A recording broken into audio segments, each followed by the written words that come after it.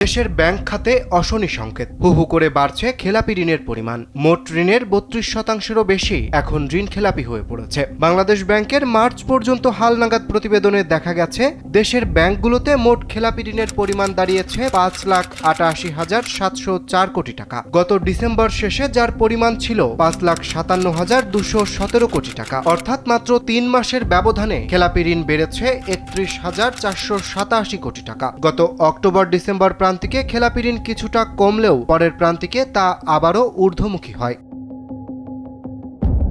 প্রতিবেদন অনুযায়ী মার্চ শেষে দেশের ৬১টি তফসিলি ব্যাংকে মোট বিতরণ করা ঋণের পরিমাণ দাঁড়িয়েছে ১৮,২৪,৬৬৮ কোটি টাকা। 5+ স্টার রেটিং প্রাপ্ত দেশের সর্বোচ্চ বিদ্যুৎ সাশ্রয়ী ওয়ালটন এসি স্মার্ট কমফোর্ট এখন নেক্সট লেভেলে। ৩ মাসের ব্যবধানে ঋণ বিতরণ বেড়েছে প্রায় ৪,০০০ কোটি টাকা। তবে উদ্বেগের বিষয় হল এর মধ্যে ৩২.26% ঋণই এখন খেলাপি। খেলাপি ঋণের সবচেয়ে বেশি চাপ রাষ্ট্র মালিকানাধীন ব্যাংকগুলোতে। এসব ব্যাংকে বিতরণ করা ঋণের প্রায় ৪৬%ই খেলাপি। যদিও আগের প্রান্তিকের তুলনায় জানুয়ারি থেকে মার্চ সময়ে রাষ্ট্রীয় ব্যাংকগুলোর খেলাপি ঋণ কিছুটা কমেছে। বর্তমানে এসব ব্যাংকের মোট খেলাপি ঋণের পরিমাণ ৩,২৬,৬৮৬ কোটি টাকা।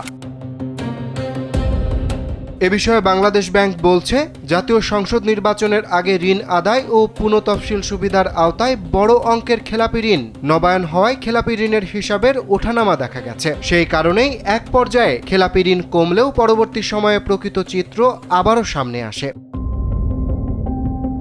পরিসংখ্যান বলছে ২০০৯ সালের জানুয়ারিতে আওয়ামী লীগ নেতৃত্বাধীন সরকার দায়িত্ব নেওয়ার সময় খেলাপি ঋণের পরিমাণ ছিল ২২,৪৮১ কোটি টাকা। এরপর ২০১৯ সালের মার্চে দেশের ইতিহাসে প্রথমবারের মতো খেলাপি ঋণ ১ লাখ কোটি টাকার সীমা ছাড়িয়ে ১,১০,৮৭৩ কোটি টাকায় পৌঁছে। পরবর্তী সময়ে তা ধারাবাহিকভাবে বাড়তে থাকে। সরকার ক্ষমতা ছাড়ার আগে ২০২৪ সালের জুনে খেলাপি ঋণ দাঁড়ায় ২,১১,৩৯১ কোটি টাকায়।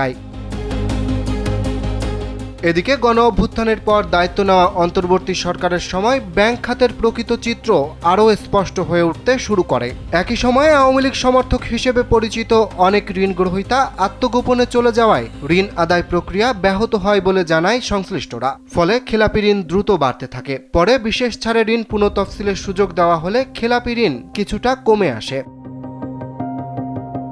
ব্যাংকারদের মতে, দীর্ঘ সময় ধরে চলা অনিয়ম, জালিয়াতি, প্রতারণা ও দুর্নীতির প্রভাব এখনও বহন করছে দেশের ব্যাংকিং খাত। তাদের দাবি, S Alam group, Beximco group, NASA group, বিসমিল্লা গ্রুপ, হলমার্ক গ্রুপ সহ কয়েকটি বড় শিল্পগোষ্ঠীকে ঘিরে আলোচিত ঋণ কেলেঙ্কারি এবং ন্যাশনাল, ইসলামী ও বেসিক ব্যাংকের বিভিন্ন অনিয়ম খেলাপি ঋণ বৃদ্ধিতে বড় ভূমিকা রেখেছে। অরিত্র বাসু, কালবেলা।